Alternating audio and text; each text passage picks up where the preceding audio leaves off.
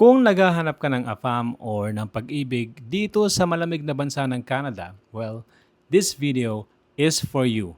Baka ito na yon, ito na yung makakatulong sa'yo para makahanap ng the one. Ito kasi yung tanong ng karamihan, bakit ba parang ang hirap at nakakawala ng huwisyo maghanap ng jowa dito sa Canada? May mga sumpa ba silang patakaran na hindi natin alam?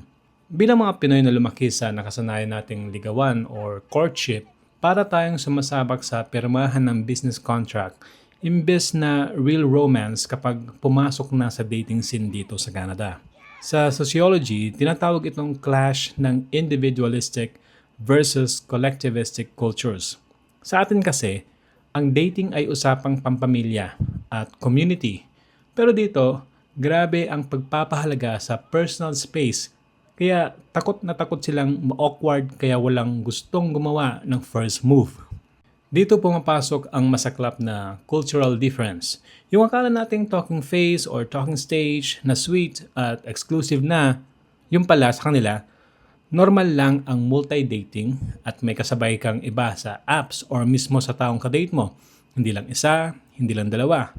Habang sa atin, basta nag-uusap na kayo araw-araw ay may mutual understanding na agad na tipong exclusive na. Yung tipong walang mutual agreement pero ibibase na lang sa kung gaano kayo madalas mag-usap or magsama.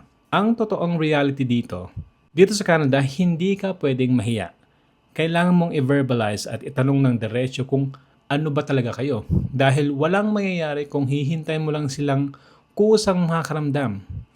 Ayaw mo naman siguro ng situationship lang ang lahat, di ba? Or hanggang talking stage lang dahil nahihiya ka.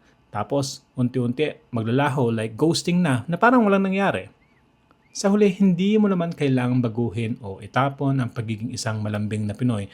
Kailangan mo lang matutong magsalita at panindigan ang sarili mo para hindi ka maiwan ng luhaan dito sa malamig na daan ng Canada. Ikaw, kumusta ang dating stage mo? Comment down below.